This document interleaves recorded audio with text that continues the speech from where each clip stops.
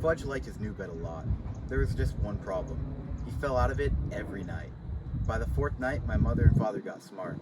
They pushed the bed against the wall and surrounded the other side with chairs. Now there was no place for Fudge to fall. But every morning, my mother found him curled up in one of the chairs. My father said they could have saved their money since Fudge was so happy sleeping in an old chair. On Saturday, we had to go to the dentist. He wanted to check Fudge's mouth again, to make sure everything healed alright since his flying experience. Dr. Brown is an old friend of my father's. They went to school together. He's always saying he takes special good care of me and Fudge because we're chips off the old block being my father. His office is on the other side of the park. It's near Madison Avenue. My mother said we'd make a day of it, and wouldn't that be fun? I'd rather go to the movies with Jimmy Fargo, I told her. But we'll have such a good time, my mother said. The three of us will go out for lunch, and then we'll get new shoes for you and Fudge. I've been out to lunch with Fudge, I reminded her. He's growing up, Peter. He knows how to behave now. I'd still rather go to the movies with Jimmy. Well, you're coming with me, and that's that. I wasn't looking forward to my day, and Saturday is always the best day of the week. Every Saturday morning, I clean out Dribble's bowl. Sometimes, if Fudge is very good, I let him watch. I do it in the bathroom. First, I take Dribble out of his bowl and let him crawl around in the tub. I'm afraid to put him down on the floor. Somebody might step on him.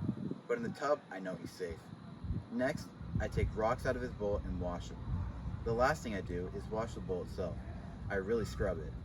I even rinse it 2 or 3 times to make sure all the soap is out. When I'm done with that, I put rocks back in and fill it just the right amount of water. After I put Dribble back in his bowl, I feed him.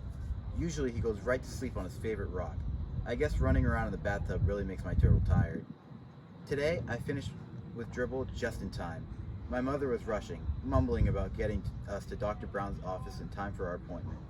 When we were outside, we took the crosstown bus, then walked a few blocks to his office. As soon as the nurse saw Fudge, he said, "How's my favorite patient?" She gave him a hug and a little book to read. To me, she said, "Good morning, Peter." It burns me up the way people treat Fudge. He's not so special. He's little, that's all. But someday he's going to be 9 years old too. I can't wait till he is. Then he'll know there's nothing so great about him after all. Soon, the nurse said, "Fudge, Dr. Brown is ready for you. Come with me now." Fudge took the nurse's hand. Dr. Brown has this rule about mothers in the examining room. With the kids, they're not allowed. Mothers are a big problem, Dr. Brown told me. I agreed. I looked through National Geographic magazine while I waited. After a few minutes, the nurse came out and whispered something to my mother. I looked up, wondering what the big secret was. Then my mother said, "Peter, Dr. Brown would like you to help him with Fudge." "Help him?" I said. "I'm no dentist." The nurse said, "Peter, dear, if you'll come with me, I'm sure everything will work out fine." So I went with the nurse. "What do I have to do?" I asked her. "Oh, not much. Dr. Brown just wants to show Fudge how you open your mouth and checks your teeth." "What do I have to do that for?" I asked. "I don't need a checkup. I just had one last month." "Your brother won't open his mouth this morning," the nurse whispered. "He won't?" I whispered back. "No, he won't," she said again. I thought that was pretty funny. I never considered refusing to open my mouth at the dentist's office. When he says, "Open," I open. When we reached the examining room, Fudge was sitting in the big chair. He had a towel around his neck, and he looked all ready for action. Dr. Brown was showing him lots of little things and explaining what he does with each one. Fudge kept nodding, but he wouldn't open his mouth. Peter," Dr. Brown said when he saw me, "would you open your mouth so I can count your teeth?" That's what he tells little kids he's doing, counting their teeth. Little kids will believe anything. I went along with Dr. Brown's joke. I opened my mouth very wide, much wider than when I'm the real patient. He put his mirror in and said, "Wonderful teeth, just beautiful. A regular chip off the old block. Such a shame your brother can't open his mouth the way you do." "Can so," Fudge said. "No," Dr. Brown told him. "You can't open your mouth nearly as good as Peter." "Can so. See?" Fudge opened his mouth. "No, I'm sorry, Fudge," Dr. Brown said. "It's still not as good as Peter." So Fudge opened his mouth really wide. "Count teeth," he said. "Count Fudgy's teeth." "Well," Dr. Brown pretended to think about it. "Count," Fudge shouted. "Well," Dr. Brown said again, scratching his head, "I guess as long as you're here, I might as well count your teeth." So he checked Fudge's mouth. When he was through, Fudge said, see, just like Peter." "Yes," Dr. Brown said, smiling. "I can see that. You're just like Peter." He gave me a wink. I liked the way Dr. Brown tricked Fudge into opening his mouth, so when he was through examining him, I whispered, "Couldn't you make Fudge some false teeth until his grown-up ones come in?" "No, he'll just have to wait," Dr. Brown said. "But he looks like he has fangs," I told him. "You'd better not say that in front of your mother," Dr. Brown said. "I know it. She's not too big on fangs." Dr. Brown thanked me for helping him. My mother made another appointment for Fudge. The nurse kissed my brother goodbye, and we left. "That wasn't so bad, was it, Peter?" my mother said. "It could have been worse," I admitted. We headed for Bloomingdale's, where I get our shoes. There are 5 salesmen in the children's shoe department. 2 of them my mother doesn't like. She thinks they don't measure my feet carefully. That all they care about is selling shoes, even if they don't have the right sizes in stock. The other ones my mother thinks are okay. There's one she thinks she likes a lot. His name is Mr. Berman. I like him too, because he's funny. He usually makes me believe that the right shoe goes on the left foot, or that Fudge's shoes are really for me. Anyway, when Mr. Berman waits on us, buying shoes is almost fun. Today, Mr. Berman spotted us right away. He always remembered our name. "Well, if it isn't the Hatcher boys," he said. "In the flesh," I told him. Fudge opened his mouth for Mr. Berman. See, all gone." "His teeth," my mother explained to Dr. Berman. "He knocked out his 2 front teeth." "Well, congratulations," Mr. Berman said. "That called for a celebration." He reached into his jacket pocket and pulled out 2 lollipops. He handed one to me and one to Fudge. "Ooh," Fudge said. "Lolly." Mine was root beer flavored. I hate root beer, but I thanked Mr. Berman anyway. "I'll save it for after lunch," I told him, handing it to my mother. She put it into her purse. Fudge got a lemon lolly. He ripped off the paper and started sucking right away. "Now then, what'll it be, boys?" Mr. Berman asked. My mother answered, "Brown and white saddles for Fudge and loafers for Peter." "Okay, Peter, let's see how those feet have grown." I slipped out of my old shoes and stood up. I stuck my left foot into Mr. Berman's foot measure. Then he turned around and I put my right foot in. That's another reason why my mother thinks Mr. Berman is good at selling shoes. He measures both feet. Some other salesmen only measure one. My mother says feet can be different sizes, even if it's on the same person, and it's important to make sure the size fits the biggest foot. "What color loafers, Peter?" Mr. Berman asked. "Brown," I said. "Same as my old ones." When Mr. Berman went back to look for shoes for me, and my mother noticed the hole in the toe of my sock. "Oh, Peter, why didn't you tell me you had a hole in your sock?" "I didn't know I had one," I said. "Oh, I'm so embarrassed." "It's my sock, Mom. Why should you be embarrassed?" I asked. "Well, it looks terrible. I mean, to come shopping for shoes with a hole in your sock? That's just awful. Can't you hide it a little?" "Where should I hide it?" "Try to get the hole in between your toes so it doesn't show," my mother said. I wiggled my sock around, trying to rearrange my hole. My mother sure worries about silly things. Mr. Berman came out with 2 pairs of loafers. He likes to try different sizes to make sure I'm getting the right one. One pair was much too big. The other pair fit fine. "Wear or wrap?" Mr. Berman asked my mother. "Wrap, please," she said. "We'll wear the old ones home." I have never been allowed to wear new shoes from the store. Don't ask me why, but my mother always has the new pair wrapped up, and I can't wear them until the next day. When I was finished, Mr. Berman untied Fudge's shoes and measured his feet. "Brown and white saddle shoes," my mother reminded him. Mr. Berman went to the back and returned with 2 shoe boxes. But when he opened the first box, Fudge saw the saddle shoes and said, "No." "No what?" my mother asked him. "No shoes," Fudgy said. He started kicking his feet. "Don't be silly, Fudgy. You need new shoes," my mother told him. "No, no, no," he hollered. Everybody in the shoe department looked over at us. "Here's the perfect size," Mr. Berman told Fudge, holding up the shoe. "Wait till you see how nice these new shoes will feel." Fudge kicked some more.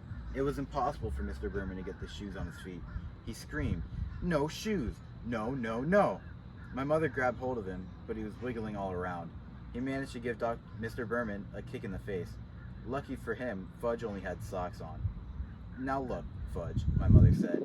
"You must get new shoes. Your old ones are too small. So what kind do you want?" I don't know why my mother bothered to talk to him like he was a regular person, because when Fudge gets himself into a temper tantrum, he doesn't listen to anything. By that time, he had thrown himself on the floor where he beat his fist against the rug. "What kind do you want, Fudge?"